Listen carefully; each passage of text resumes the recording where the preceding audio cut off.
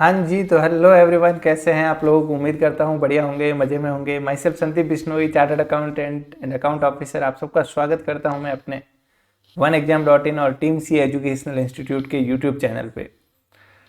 तो आज बहुत ही खास, जैसा आप देख पा रहे हैं, कॉमन एलिजिबिलिटी टेस्ट जो एग्ज़ाम है, जो जल्द होने वाला है ग्रेजुएशन और सेकेंडरी लेवल के लिए, उसके बारे में बहुत कुछ इम्पॉर्टेंट चीज़ आपके लिए बताने वाला हूँ। बिल्कुल जो आपके लिए टर्निंग पॉइंट साबित होगी इस एग्ज़ाम की प्रिपरेशन में, खास करके एग्ज़ाम से जस्ट पहले।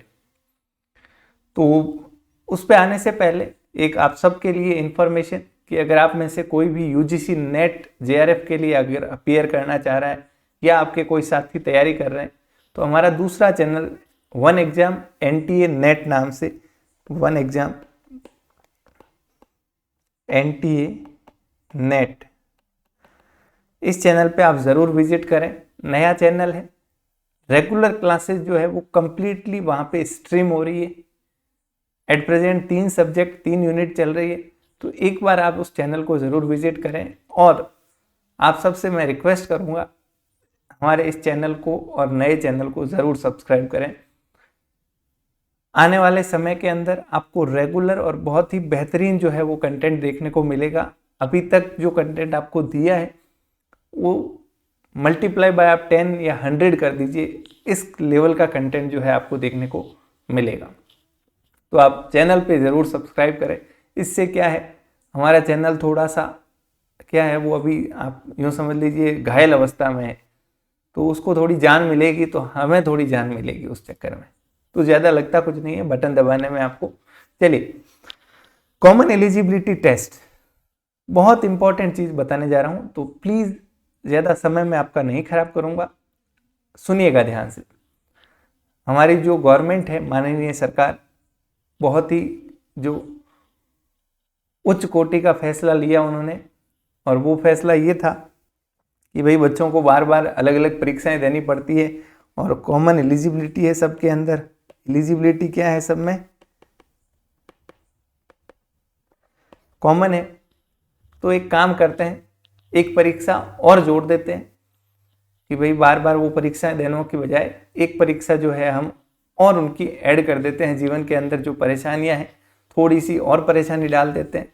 उन्होंने सोचा ऐसा, खास करके उनका मकसद ये था कि भाई जैसे कोई एग्जाम के लिए 20 से 30 लाख फॉर्म भर रहे हैं, सब क्यों परेशान हो रहे हैं।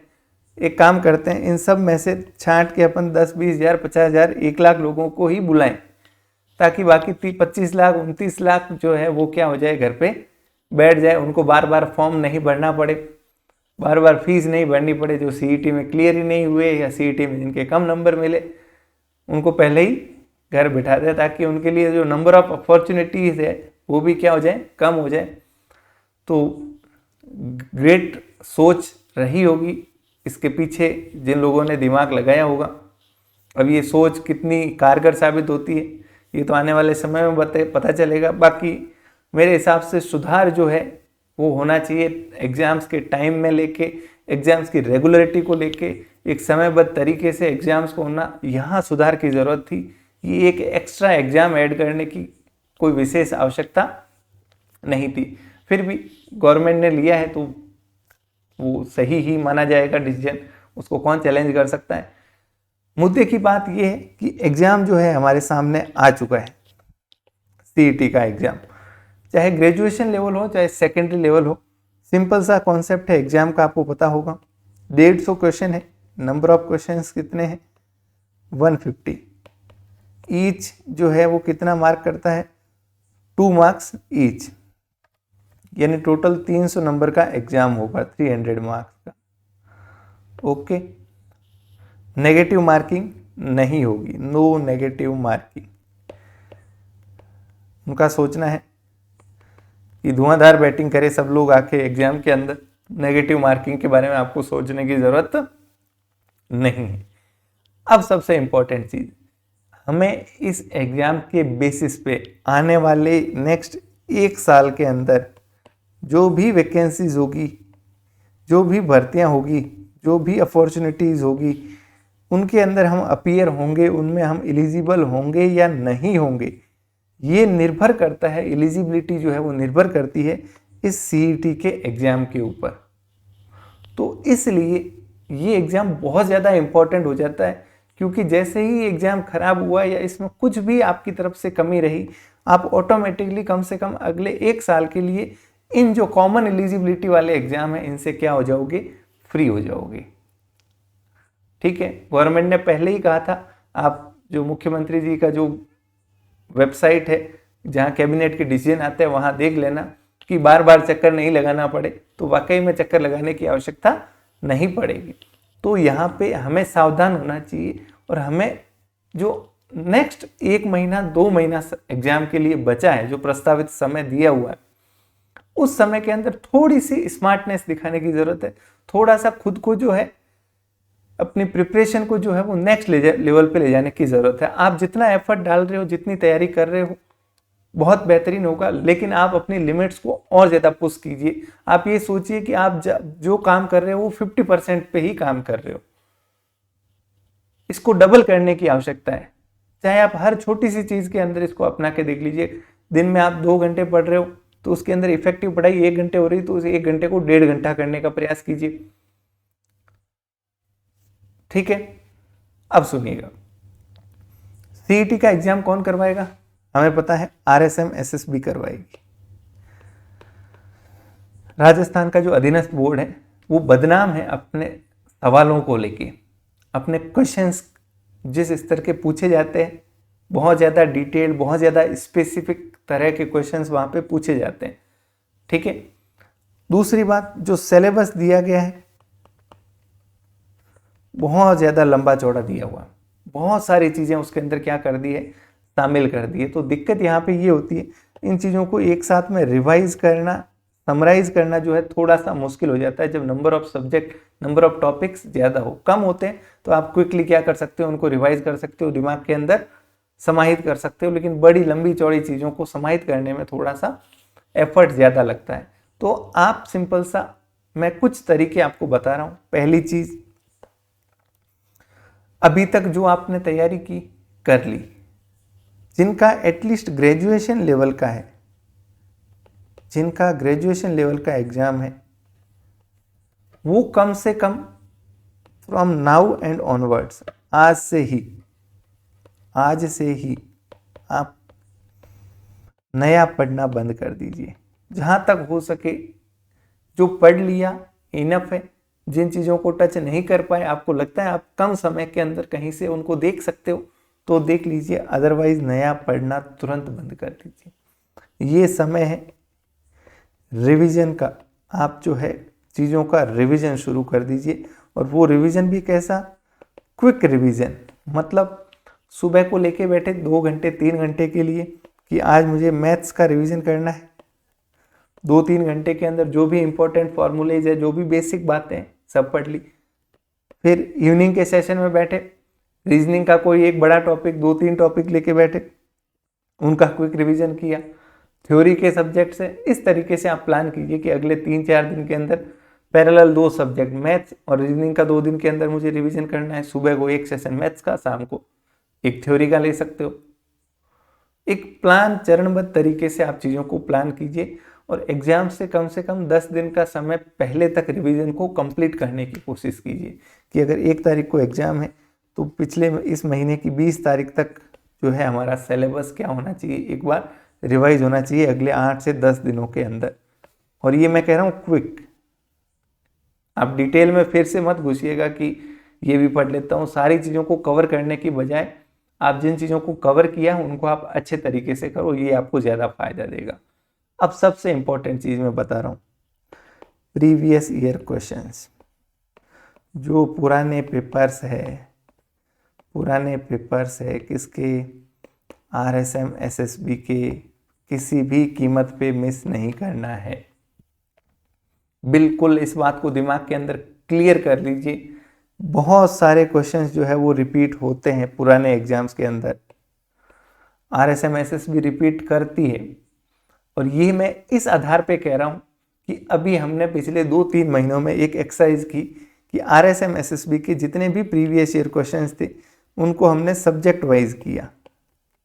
हर पेपर उठाया, और उसके अंदर 10-12 जो सब्जेक्ट है, reasoning, Hindi, maths, English, political science, geography, art and culture, history, topic wise हमने क्या किए, उनको अलग अलग क्वेश्चन को छटने की पेपर वाइज खुद की एक्सरसाइज।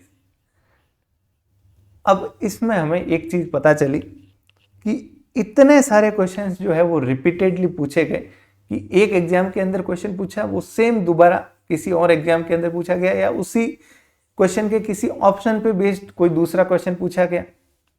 तो होता क्या है, जब आप इन पुराने क्वेश्चंस को सॉल्व करोगे या एक बार आपकी नजरों से गुजर जाएंगे उनके ऑप्शन सहित, तो मैं कहता हूं अगर आप ये 3000 क्वेश्चन भी मानते हो, 3000 के 4 ऑप्शन है, 4 सारे तो कोई नए सवाल बनते नहीं है, 3000 के चक्कर में आप 5000 जो है टॉपिक्स देख पाओगे, छोटी छोटी चीजें देख पाओगे। हर क्वेश्चन के अंदर 1 या 2 फैक्ट तो होंगे इंपॉर्टेंट, 4 तो ऑप्शन है, 4 नहीं भी मानो तो 1-2 फैक्ट तो होते ही हैं। एक तो खुद क्वेश्चन है और एक उससे जुड़ा हुआ कोई फैक्ट जानोगे, और इनके अंदर आप मान के चलो आपका एग्जाम का 20 to 40%, ये मैं मिनिमम बता रहा हूँ, इसी के ऊपर बेस्ड आपको देखने को मिलेगा। ये मैं कह रहा हूँ बिल्कुल बेस्ड ऑन जो पास्ट पेपर्स हैं उनके ट्रेंड के आधार पे, एक एक पेपर को मैंने मेरी नज़रों से खुद देखा है और उस आधार पे मैं ये आपको बता रहा हूँ। हर टॉपिक के अंदर क्वेश्चंस जो है वो रिपीट हुए, और सबसे खास बात, रिपीट आप एग्जैक्टली नहीं भी होंगे लेकिन उनके ऊपर बेस्ड जो दूसरे फैक्ट्स है वो जरूर पूछे जाएंगे, क्योंकि नया कुछ पूछा ही नहीं जा सकता। आप हर चीज के अंदर क्या नया पूछ लोगे, और ज्यादा नहीं तो ये जो थ्योरी के सब्जेक्ट है जो आप बदनाम है, पॉलिटिकल साइंस हो गया, जियोग्राफी हो गया, हिस्ट्री हो गई, आर्ट एंड कल्चर हो गया,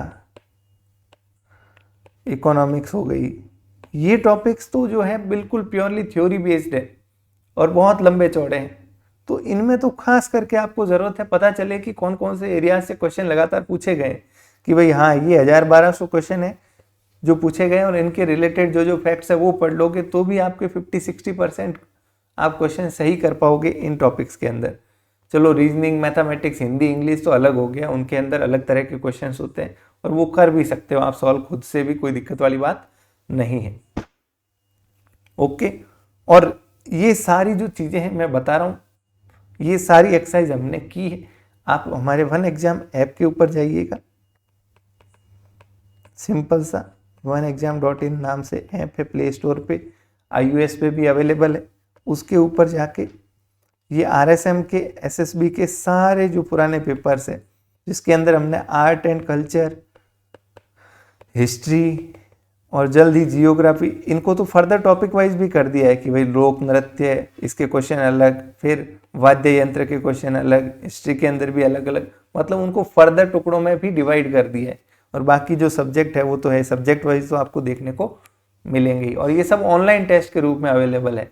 आपने मान लो आज रिवीजन किया आर्ट एंड कल्चर का, तो शाम को 2 घंटे के लिए बैठिए, उसके आर्ट एंड कल्चर के जितने क्वेश्चन है सारे एक बार से नज़रों से गुजार लीजिए, और जो जो आपको इंपॉर्टेंट लगे साइड में नोटबुक के अंदर उसको शॉर्ट समरी के अंदर लिखते जाइए कि भाई ये चीज़ है, ये चीज़ है, एकदम क्विक। यकीन मानिए आप 40-50% मार्क्स इजीली स्कोर कर पाओगे। जो आपने तैयारी की है उसके साथ ये एड ऑन बेनिफिट है, और इसके बिना सीधे चले जाओगे तो बहुत ज़्यादा रिस्की मामला है। खास करके जो नॉन आर्ट्स बैकग्राउंड से, जिन्होंने पॉलिटी, हिस्ट्री, जियोग्राफी ये चीज़ें खास विशेष कभी जीवन में पढ़ी नहीं है, तो उनके लिए तो बिल्कुल अलर्ट होने की ज़रूरत है। ये 20 डेज आपके लिए डिसाइड करेंगे, आगे का 1 साल का जो पूरा कार्यक्रम है वो तय करेंगे। और ये मैं कोर्स बेचने के हिसाब से या उस हिसाब से आपको नहीं कह रहा हूँ। कोर्स की अगर आप इसकी फ़ीस देखोगे तो 99 रुपीज़ रखी है हमने, पहले 199 या 299 थी और उसको कम कर दिया। नॉमिनल फ़ीस रखनी पड़ती है क्योंकि कोर्स पब्लिश कर रहे हैं, तो इसके अंदर कुछ कॉस्ट भी इन्वॉल्व होती है, कुछ समय भी लगता है, और थोड़ी हमें भी प्रेरणा मिलती है कि भाई चलो इतनी एक्टिविटी की तो इतने 500, 1000, 2000 लोग एनरोल हुए इसके अंदर, तो एक फैक्टर रहता है, जाहिर सी बात है, उसमें कोई नकार नहीं सकता। बट ये नॉमिनल फीस है, ये जानबूझ के रखी गई है इस तरह की फीस। प्लस इसके अंदर अभी हमारा प्लान है RPSC के सारे क्वेश्चंस को ऐड करने का। थोड़ा सा उसमें समय लग रहा है, बट ये RSM SSB की क्वेश्चन RSM SSB खुद जो है इतनी बार रिपीट करता है, तो इसको बिल्कुल मिस नहीं करें। ठीक है, 2 इंपॉर्टेंट चीजें बताई मैंने आपको। पहली चीज, नया पढ़ना बंद, क्विक रिवीजन पे फोकस करें। 2 घंटे 3 घंटे टारगेट लेके बैठे, एक टॉपिक एक सब्जेक्ट, छोटा है तो कोई सब्जेक्ट निपटा दीजिए, बड़ा है तो कोई पर्टिकुलर 2-4 टॉपिक, क्विक रिवीजन फटाफट 3 घंटे में पढ़ी, वापस समरी दिमाग के अंदर बनाई, थोड़ा ब्रेक लिया, नेक्स्ट के ऊपर मूव। इस मिशन मोड पे काम करना पड़ेगा और अपनी एफिशिएंसी एग्जैक्ट 50% से बढ़ा लीजिए। आप चाहे जितने, समय के हिसाब से नहीं कह रहा हूँ, एफिशिएंसी कह रहा हूँ, जो इफेक्टिव स्टडी होती है। दोनों चीजें, इफेक्टिवनेस को बढ़ानी है और दूसरी चीज थोड़ा सा स्मार्टली आप इन क्वेश्चंस को एक बार देखिए, आपको खुद पता चल जाएगा। आप एग्जाम्पल के लिए कोई भी एक सब्जेक्ट के कुछ क्वेश्चंस, आर्ट एंड कल्चर अगर आपने पढ़ा है तो उसके एक बार क्वेश्चंस आप देख लीजिएगा, आपको पता चल जाएगा कि ये चीज़ कितनी इंपॉर्टेंट है। मैं इसलिए आपको कह रहा हूँ। तीसरी और इम्पॉर्टेंट चीज, मैं प्रयास कर रहा हूँ कि आज या कल से ही जो इकोनॉमिक्स है आपकी, उसके अंदर मैं कुछ मदद करूँ आपकी, कुछ रिवीजन टाइप में क्विक जो है आपके सामने लाने का प्रयास करूँगा। ठीक है, क्योंकि समय बहुत कम बचा है। मैंने इसके लिए काफ़ी तैयारी की है, काफ़ी चीज़ें तैयार की है, बट समय का अभाव है, बहुत ज़्यादा मैं लेट हो चुका हूँ अपने खुद के दूसरे कोर्सेज की वजह से, इन वजह से। और फर्स्ट ये एग्ज़ाम था, पहले प्लान नहीं था, फिर अचानक प्लान बना कि चलो इसके अंदर भी इकोनॉमिक्स है तो करनी चाहिए, तो मैं क्विक स्टाइल में ही करवाने का प्रयास करूँगा आपको। जो इकोनॉमिक्स है तो उसके संबंध में मैं आपको अलग से सूचना और दे दूँगा, और इतना इंश्योर करूँगा जो मैं टॉपिक्स करवाऊँगा इकोनॉमिक्स के अंदर वो एकदम क्विक और कंप्लीट कवरेज के साथ, ताकि आपको उस टॉपिक के अंदर कुछ भी और नहीं देखना मिले कि भाई 10 या 15 मिनट के अंदर एक क्विक छोटा सा टॉपिक उठाया, 10 to 15 मिनट्स के अंदर उसको क्या कर दिया, कंप्लीट कर दिया। इस स्टाइल में जो है मैं काफ़ी सारे टॉपिक्स आपके लिए लाने का प्रयास करूँगा, वो एक एड ऑन चीज़ रहेगी। ठीक है, उसके लिए मैंने हिंदी के अंदर क्विक समरी नोट्स टाइप भी बनाए हैं, तो वो भी मैं आपको साथ में अवेलेबल करवा दूंगा। ये मैं आपको कोर्स दिखा देता हूँ जो है RSM SSB कोर्स। क्या, मैं आपको जो मेन कंटेंट है, ये टेस्ट है, करीब 254 टेस्ट है। अब जैसे आप अगर इसमें आर्ट एंड कल्चर देखोगे तो आर्ट एंड कल्चर में ये करीब 15-18 टेस्ट है। हर टेस्ट के अंदर 15, 20, 30 क्वेश्चन होंगे, 30 क्वेश्चंस लगभग एवरेज है। आप जितने करोगे मेरे हिसाब से तो ये 18 के 18 जो है आप कर सकते हो 2 से 3 घंटे के अंदर आराम से।